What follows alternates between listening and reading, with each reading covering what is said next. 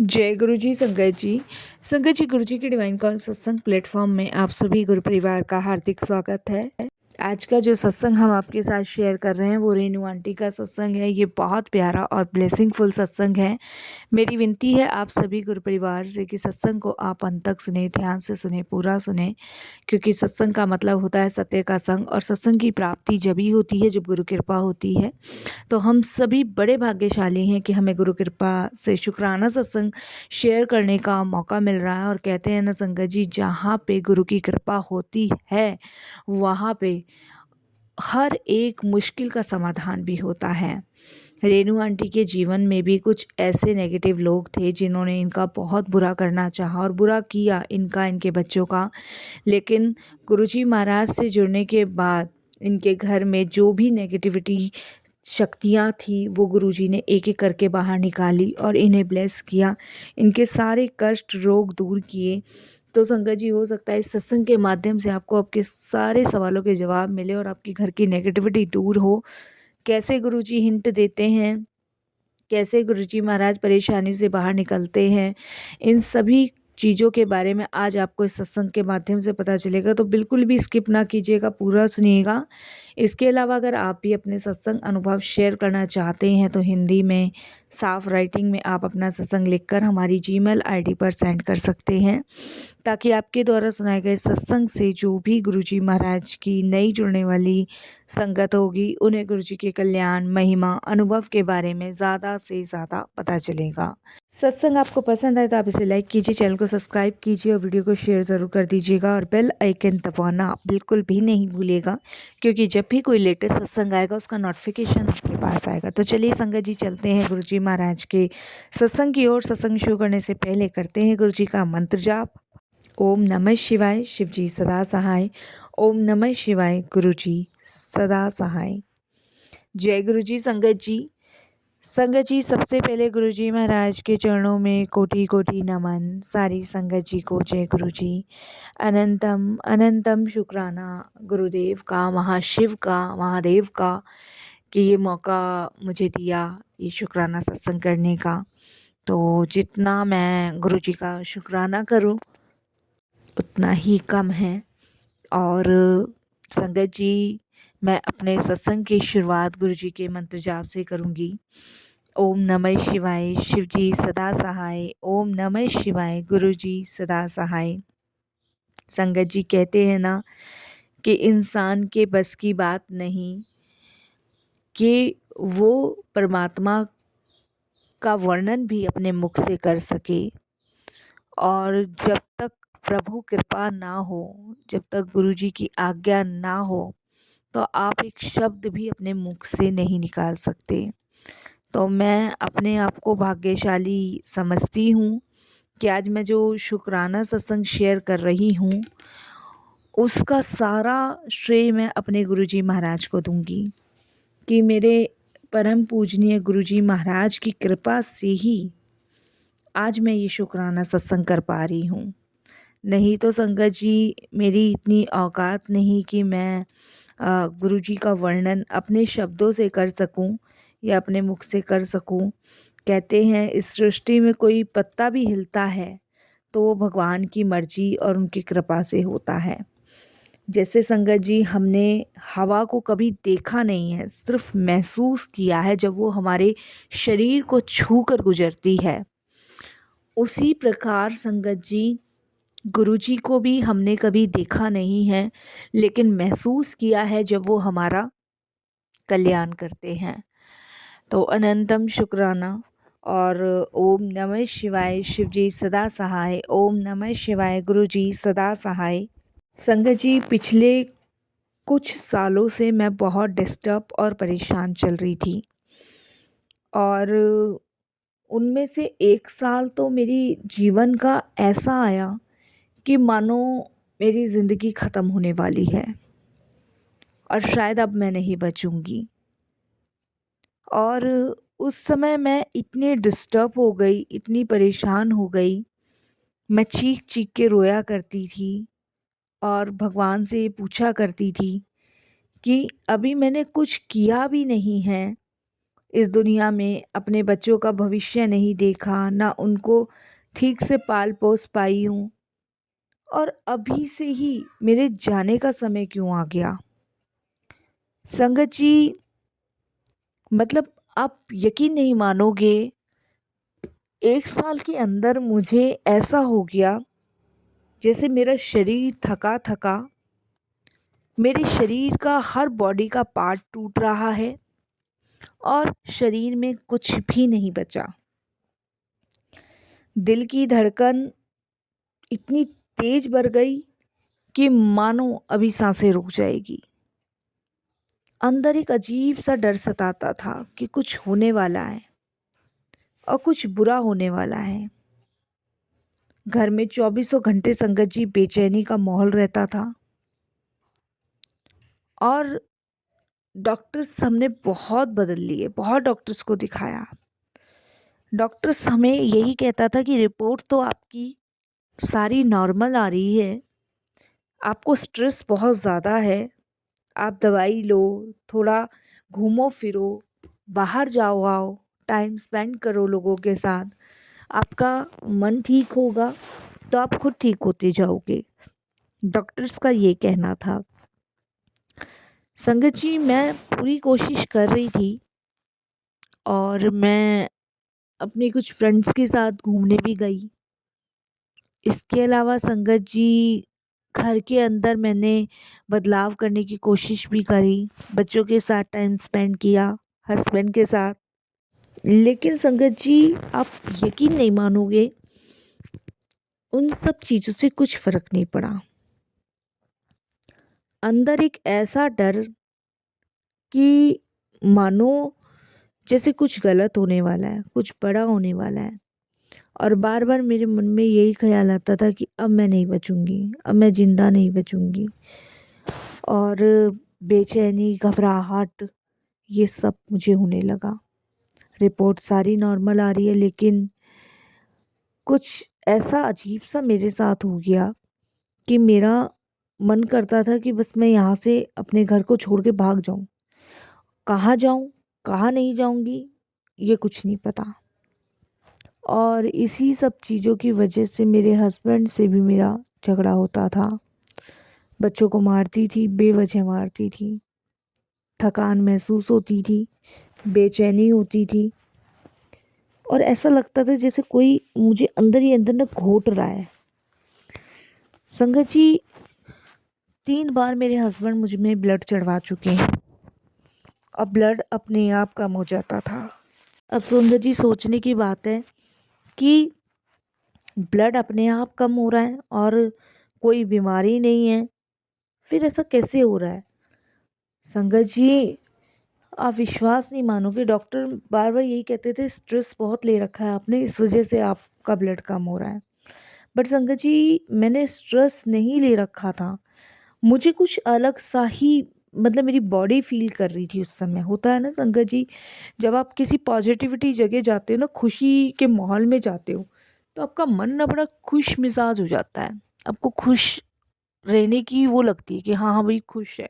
लेकिन जब आप किसी ऐसी जगह पहुंचते हो दुखी और परेशानी वाले माहौल में, तब आपको ये फील होता है कि मतलब वो अपने आप ही फीलिंग्स दुख और परेशानी की आ जाती है। तो ऐसा कुछ संगत जी मैं फेस कर रही थी इन सब चीज़ों को, लेकिन कोई भी मेरी इस चीज़ को ना समझ नहीं पा रहा था, कोई भी नहीं समझ पा रहा था। मैं जिसको समझा रही थी ना, वो नहीं समझ रहा था। और संगत जी, रसोई में आटा गूंदते समय मुझे चक्कर आ जाते थे और मैं गिर पड़ती थी। होश में आती थी ना, तो बस मुंह से एक शब्द ये निकलता था कि मेरे हस्बैंड का नाम अमित है, कि अमित किसी ने कुछ कर दिया है हमारे घर पे। यह विचार संगत जी पहले नहीं आता था, अपने आप आने लग गया। क्योंकि धीरे धीरे संगत जी, मैं इस तरीके से बीमार हो चुकी थी ना कि मुझे ये लगता था कि किसी ने कुछ कर दिया है। जब रिपोर्ट सही आ रही है, बीमारी का कुछ पता नहीं चल रहा, और इस तरीके से मेरी हालत हो रही है, किसी ने कुछ कर दिया है। संगत जी, क्योंकि पिछले कुछ टाइम पहले मेरा मेरी भाभी से झगड़ा हुआ था, और वो झगड़ा इस कदर हुआ था कि बहुत भयानक झगड़ा हुआ था, क्योंकि मम्मी पापा के जाने के बाद जो उन्होंने प्रॉपर्टी के हिस्से करे थे उसमें मेरा भी नाम था, और इस चीज़ से भाभी बहुत किलस रही थी। इसी कारण संगत जी इस कदर झगड़ा मेरा उनसे हुआ, और झगड़ा संगत जी सिर्फ प्रॉपर्टी को लेके था, जिसकी वजह से मेरा शक उन पे गया। संगत जी, एक बात मैं यहाँ ज़रूर कहूँगी, जब मन डरता है ना तो सबूत खुद बना लेता है। और आप विश्वास नहीं मानोगे, रात को 3-3 4-4 बजे अब मेरे साथ ऐसा होने लगा, मुझे पसीना आता था, छाती जकड़ने लगती थी, बार बार मरने का डर। मेरे हस्बैंड नहीं समझ पा रहे थे कि क्या हो रहा है। मेरे हस्बैंड कहते थे तुम ज़्यादा एक्स्ट्रा सोच रही हो, लेकिन संगत जी मैं एक्स्ट्रा नहीं सोची थी। मुझे यकीन हो रहा था कि कुछ तो करवाया गया है, क्योंकि संगत जी एकदम से मैं ही क्यों पड़ी हुई हूँ, और मेरे ही सारे काम रुक गए। मैं संगत जी कुछ भी काम नहीं कर पा रही थी, कुछ भी।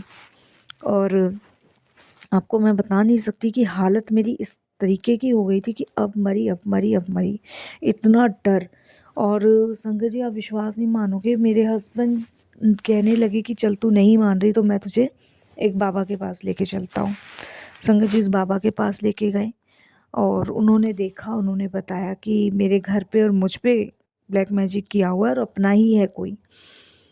तो संगत जी मैं आपको बता नहीं सकती कि मतलब इतना गंदा ब्लैक मैजिक था मुझ पे कि मैं मरते मरते बची हूँ, और एक गुरुजी ने बचाया है।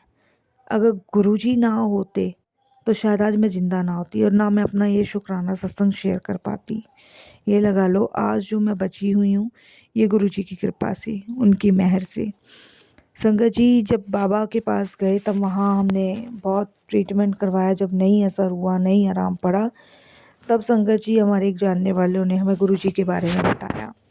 तो पहले तो मन देखिए संगत जी घबरा ही रहा था, डर रहा था कि वहाँ जाएंगे फिर पैसे लगेंगे, लेकिन जब उन्होंने बताया वहाँ कुछ नहीं लगता है, वहाँ सिर्फ आप जाओ, माथा टेको, मानो, वहाँ लंगर प्रसाद करके आओ।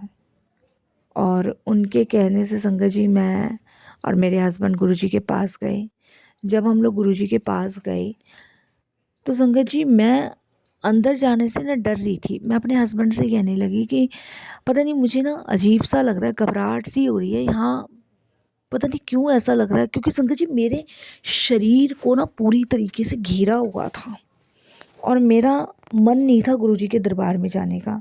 तब वहाँ पे कुछ अंकल थे तो बोले कि आंटी जाओ, आप रुक रुक के इतना धीरे क्यों जा रहे हो, चलो लाइन को आगे बढ़ने दो। संगत जी मेरे हस्बैंड ने संगत जी मुझे ज़बरदस्ती ले जाके गुरुजी के सामने खड़ा कर दिया। मैंने संगत जी गुरुजी को देखा, और मेरे शरीर पे से ना पसीना सा निकलने लग गया, और मेरे हस्बैंड ने मुझे फटाफट से माथा टिकवाया और बाहर लाए, और वो लंगर करवाया। लंगर करवा के संगत जी जैसे ही बाहर निकले तो मेरे हस्बैंड बोले कि जब तुम गुरुजी के यहाँ माथा टेक रही थी तुम्हें क्या हो रहा था। मैंने कहा मुझे नहीं पता, आपने खुद देखा कि क्या हो रहा था, मुझे कितने पसीने आ रहे थे, मुझे बहुत पसीने आ रहे थे संगत जी। और उसके बाद मेरे हस्बैंड ने कहा कि बस भगवान करे सब सही हो जाए, गुरुजी बस ठीक कर दे। और उसी रात संगत जी मुझे गुरुजी का ड्रीम दर्शन दिखा, मैं आपको बताऊं। और मैं रात को यही कह के सोई, मैंने कहा मुझे गुरुजी आप ठीक कर दो, अभी मैंने बच्चों को कुछ नहीं किया है, मैं आपके दरबार आई हूँ, बड़ी उससे आस लेकर आई हूँ, बस आप ठीक कर दो। संगत जी उसी रात गुरुजी ने मुझे एक ड्रीम दर्शन दिया, और ड्रीम दर्शन में मैंने देखा कि मैं जहाँ पे रोज़ सोती हूँ ना, जहाँ पे मैं डेली सोती हुई हूँ, तो वहाँ पे संगत जी मेरी भाभी आई हैं, और उन्होंने कुछ परछाई मेरे ऊपर ऐसे करके हाथ से छोड़ी है, और उसने मेरा शरीर को बिल्कुल घेर लिया परत की तरह। और गुरुजी ने वो टाइम डेट सब मुझे ड्रीम में दिखाया है। तब मैंने नेक्स्ट डे अपने हस्बैंड से उठ के कहा है, मैंने कहा मुझे ऐसे ऐसे ड्रीम में वो गुरुजी दिखे थे और ऐसे ऐसे मैंने देखा है। तो संगत जी मैंने ये बात उनसे कही जो हमें गुरुजी के पास लेके गए थे, जिन्होंने बताया। उन्होंने कहा आप जल प्रसाद पियो और घर में छिड़काव करो इसका, और अगर आप पे है ना काला जादू तो ख़त्म हो जाएगा। संगत जी अगले दिन मुझे फिर गुरुजी ने एक ड्रीम दर्शन दिया, जिसमें संगत जी मेरी शरीर के अंदर से वो काली परछाई निकाली है, और ये मैं सब कुछ अपनी आँखों से देख रही हूँ, अपनी आँखों से। और संगत जी वापस से गुरुजी ने मेरे अंदर मेरी आत्मा भेजी, और मेरी एकदम से आँख खुली और मुझे होश आया है। तो संगत जी आप विश्वास नहीं मानोगे कि गुरुजी ने ही मुझे नई लाइफ ब्लेस किया है। मतलब मेरे सामने ना वो एक पिक्चर की तरह चीज़ें चल रही थी, जैसे कोई पिक्चर में होता है ना, इस तरीके से पिक्चर में मेरी तरीके से आंखों के सामने ये सब चीज़ें चल रही थी। संगत जी धीरे धीरे धीरे धीरे गुरुजी महाराज की कृपा से मेरा शरीर कंट्रोल में आया। उससे पहले कंट्रोल में बिल्कुल भी नहीं था। संगत जी कंट्रोल में आने के बाद आप विश्वास नहीं मानोगे, मैंने गुरुजी के घर में, अपने घर में ही गुरुजी का घर, और उसमें सत्संग करवाया। जब सत्संग करवाया तो संगत जी आप यकीन नहीं मानोगे, उस सत्संग में मैं बहुत रोई, चिल्ला चिल्ला के रोई। और ये बहुत सारी संगतों ने देखा। संगत जी काफ़ी संगत तो डर भी गई थी, काफ़ी संगत ने ये कहना शुरू कर दिया कि पता नहीं आंटी को क्या हो गया है। और कुछ आंटी ने जल प्रसाद छिड़का। तो संगत जी मेरे हस्बैंड को उस टाइम से समझ आई कि हाँ मेरे ऊपर ब्लैक मैजिक किया हुआ है। तब कहीं जाके संगत जी ये लगा लो, उस सत्संग के बाद से मेरा शरीर कंट्रोल में आया। संगत जी और देखिए सच्चाई ना ज़्यादा देर छिपती नहीं है, ज़्यादा देर नहीं छिपती। संगत जी यहाँ शादरी में एक मौलवी साहब रहते हैं, तो वहाँ पे मेरे हस्बैंड मुझे भी लेके गए थे। तो एक दिन संगत जी उन्हीं मौलवी साहब के पास जाते हुए हमने हमारी भाभी को देखा। तो संगत जी जाहिर सी बात है कि वो जो है मेरे ऊपर करवाई जा रही हैं और करवा ही रही हैं। लेकिन आज भी देखिए गुरुजी महाराज मुझे बचाते जा रहे हैं। वो संगत जी अपनी हरकतों से बाज नहीं आ रही हैं, बिल्कुल भी नहीं आ रही हैं, क्योंकि उनको लगता है कि जो प्रॉपर्टी का आधा हिस्सा है मैं उसे साइन करके उनको वापस दे दूँ। संगत जी मेरे को प्रॉपर्टी देने से कोई फ़र्क नहीं पड़ता, लेकिन मैं इंसान का लालच, उसकी फ़ितरत देख रही हूँ कि वो किस हद तक गिर रहा है। संगत जी मैंने अपने पिताजी से मांगी नहीं, माता से मांगी नहीं, उन्होंने मुझे अपनी मर्जी से ये प्रॉपर्टी दी। लेकिन इस चीज़ के लिए भी संगत जी वो मुझे ही जिम्मेदार ठहरा रहे हैं। तो संगत जी देखिए ये तो गलत है। और मैं चाहती हूँ कि उनको उनकी गलती का एहसास हो कि भाई आप किसी की ज़िंदगी, किसी के प्राण लेने के लिए इस हद तक गिर रहे हो, इस गंदगी में गिर रहे हो। आप जानते हो कि किसी का नुकसान हो सकता है, कोई मौत के मुंह में जा सकता है। अगर गुरुजी ना होते तो संगत जी मैं तो बच ही नहीं पाती। आज मैं जो मौत के मुंह से वापस लौटी हूँ, ये गुरुजी की कृपा से लौटी हूँ, उनकी मेहर से लौटी हूँ। और मैं उनका बहुत बहुत शुक्राना करती हूँ, अनंतम शुक्राना करती हूँ कि आज मैं जीवित हूँ और आप सभी के साथ शुक्राना सत्संग शेयर कर रही हूँ। कहते हैं ना संगत जी, मारने वाले से बचाने वाला सबसे बड़ा होता है। तो आज गुरुजी ने मुझे बचाया और गुरुजी ने मेरा ये सत्संग शेयर करवाया। ये मत सोचिए संगत जी कि ब्लैक मैजिक नहीं होता, ब्लैक मैजिक होता है। इस घोर कलयुग में सब कुछ पॉसिबल है। जहाँ से परमात्मा की शक्तियाँ शुरू होती हैं, वहीं कुछ बुरी शक्तियाँ भी होती हैं। बुरी शक्ति ऐसी होती है संगत जी, जो इंसान को अंदर तक से तोड़ देती है, क्योंकि बुरी एनर्जियाँ ना इंसान को हिला देती है साथ संगत जी। और यही मेरे साथ हुआ। अगर शायद उस दिन गुरुजी ना होते तो मुझे नहीं पता संगत जी मेरा क्या होता। लेकिन ये गुरुजी की कृपा है जो आज मुझे नया जीवन मिला। कहते हैं ना संगत जी, इंसान दूसरों के लिए गड्ढा खोदता है ना, वो पहले उस गड्ढे में खुद गिरता है। और संगत जी देखिए मेरा शक बिल्कुल ठीक था कि मेरे पे जो ब्लैक मैजिक करवाया वो मेरी खुद की भाभी ने करवाया। किस लिए? प्रॉपर्टी के लिए, कि वो प्रॉपर्टी उनको मिल जाए। संगत जी इंसान भूल जाता है कि माया तो आएगी और जाएगी, लेकिन तुम अपने स्वार्थ के लिए किसी के जीवन को दांव पे लगा रहे हो तो वो तो बहुत गलत है संगत जी, बहुत गलत है। संगत जी क्या नहीं किया मेरे भाई और भाभी की शादी कराने के लिए ना संगत जी, मैंने बहुत मतलब ये लगा लो ज़मीन आसमान एक कर दिया था। क्योंकि संगत जी इनकी लव मैरिज हुई थी, और ये लगा लो मम्मी से पापा से सबसे बात मैंने करी। और आप विश्वास नहीं मानोगे, इन सब से बात करने के बाद संगत जी जितनी भी भागा दौड़ी सब कुछ मैं, मतलब सबसे ज़्यादा खुशी मेरे को थी कि मेरा एक भाई है जिसकी शादी हो रही है, भाभी घर में आएगी। लेकिन उसी भाभी ने संगत जी इस तरीके का मेरे साथ किया जिसको मैं कभी नहीं भूल सकती। संगत जी मैं अगर चली जाऊं इस दुनिया से तो बताओ मेरे बच्चे कौन पालेगा, बताओ। और आप सिर्फ पैसों के लिए, मकान दुकान के लिए किसी की ज़िंदगी के साथ खिलवाड़ कर रहे हो तो वो तो बहुत गलत है संगत जी। इंसान ना, कहते हैं ना, भूलता नहीं है कुछ चीज़ें। मैंने संगत जी उनको कभी किसी चीज़ के लिए मना नहीं किया। और रही प्रॉपर्टी की बात, तो संगत जी प्रॉपर्टी तो वो प्यार से मुझे कहती ना तो आराम से ले लेती, लेकिन उन्होंने जो गंदगियाँ मचाई है, गंदगियाँ फैलाई है, उससे संगत जी मैं वो प्रॉपर्टी किसी गरीब को दे दूँगी, मुझे कोई फ़र्क नहीं पड़ेगा। लेकिन मुझे लगता है उस इंसान को नहीं देनी चाहिए जिसके मन में इतनी छल और कपट है। मैं तो गुरुजी से कहती हूँ कि गुरुजी ऐसे इंसान को बुद्धि दो कि वो कभी किसी का गलत ना करे, कभी किसी के लिए गलत ना सोचे, ना गलत भाव आए। क्योंकि संगत जी ये ब्लैक मैजिक इंसान को तोड़ता नहीं, ख़त्म ही कर देता है पूरा, और इस कदर ख़त्म करता है ना संगत जी कि उसका पूरा जीवन नष्ट हो जाता है। तो कभी-कभी संगत जी मन में बस यही विचार आता है कि अगर गुरुजी ना होते तो आज शायद मेरे बच्चे भी ना संगत जी बिना माँ के होते। संगत जी आदमी नहीं सँभाल पाता जितना माँ बच्चों को सँभाल लेती है। तो मैं संगत जी गुरुजी का हमेशा शुक्राना करती रहूँगी और करती आई हूँ, हमेशा करती रहूँगी कि एक तो देखिए ज़रिया गुरुजी ने बनाया अपने से जोड़ने का, ये तो किसी की औकात नहीं है जो गुरुजी तक पहुँच जाए। और कहते हैं ना गुरुजी की संगत में शामिल होना ही अपने आप में बहुत बड़ी ब्लेसिंग्स है। नहीं तो संगत जी देखिए कहते हैं कि गुरु का सत्संग जिसे मिल गया उसका जीवन निहाल हो गया। मुझे सत्संग लिखना नहीं आता संगत जी, ना ही शेयर करना आता। बाकी मैं अपने हस्बैंड से लिखवा रही हूँ, और इसे शेयर करते हुए कोई भी भूल चूक हो तो क्षमा करना। बाकी गुरुजी आपकी कृपा छत्र छाया हमेशा सदैव सब पे बनी रहे, ऐसी आप सबको ब्लेस करते रहिएगा। चाहती हूँ बहुत कुछ कहना, लेकिन कहते हैं ना जब तक गुरुजी की कृपा होती है तभी तक इंसान लिख पाता है, बोल पाता है।